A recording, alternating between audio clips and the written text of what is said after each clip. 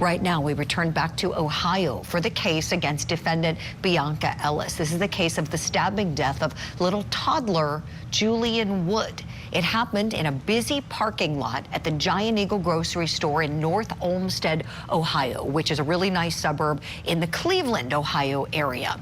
And we have body camera footage we want to show you now of when the police arrived on scene and the first responders tried to save Julian.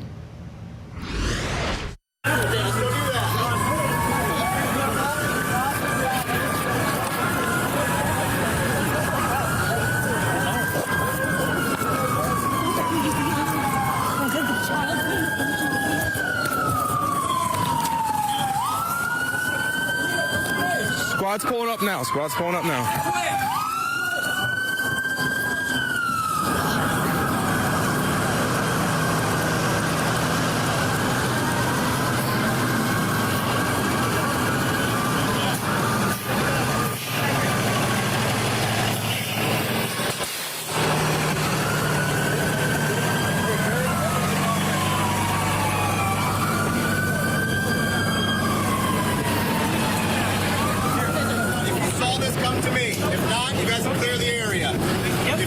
Come to me. If you guys have nothing to do with this, go ahead and go home. Thank you very much. You saw? See this? We were sitting right over there. We heard her screaming and staying right over. So you didn't see the actual crime? You didn't see the actual crime? Thank you very much. Okay. Have a great day, okay? You got a key on your storm? Yeah. Tell them to go to the hospital. Yeah, everything's good, Luke. Yeah. Luke, camera? I have one. Just go in and get cleaned up and then grab a camera. I have my keys right here. Here, I'll take it. We moved your car out of the way, that's all. Let's take a trip to the hospital. All right, good. Good idea. All right. Voluntary, make a statement too. Don't worry about it. We'll take care of that. Why? No, I mean, You can go to the back. Anything you got? on this side, I hear a scream. Write it down. I look back, Write it down. and she's just dead. Yep, write it down. That's your pen, sir. Sir, do you have anything to do with this? I was just saying, I kind of saw a little bit of it. Come on over here. You okay? Not okay for anybody to see. All right. Name, address, date of birth, driver's license phone number. We'll take care of this. We went a little while. If you need more room, go to the back. Quick. No, yeah, thank you. Yeah, you're right.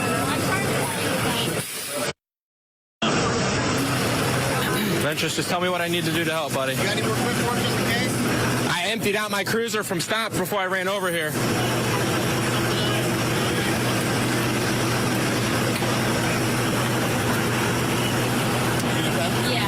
Extra pen. Go. A little bit, yeah.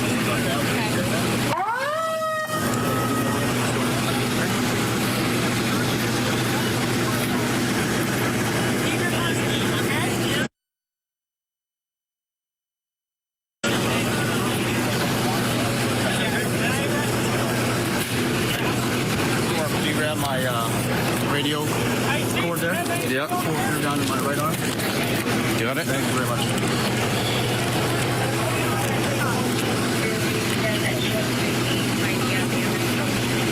Happened out here. My Guys, this understanding. take place out here. Right here. Right there. Literally right here. Right here. Right here.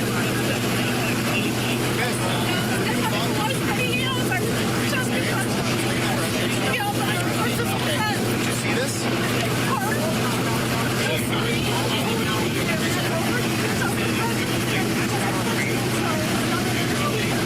John, what do you need help with? We got statements rolling. We got Luke washing his hands out. We have him grabbing his camera. We got to secure this area right now. Yep, no doubt. We need some tapes. We got the female. She's under arrest. So the kid was in a car? In the car? Yeah. Okay. All that. So it was in the car. The parked all over. Yeah.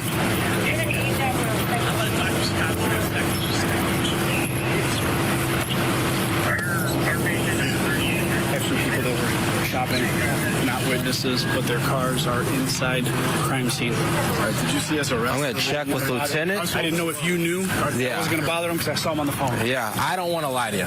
No, we're working together, man. Yeah, so I'm going to let him make that final call because he's the one in charge. My guess is if their car's not involved and it's not close to that, we can get him out of here. Yeah. That's my guess. Just to kind of like tie up that. Mike Freeman. He's going to West Shore. We'll talk to you guys. And then, so a detective will most likely be in touch with you within the next couple of days to kind of go over everything. Okay. All right.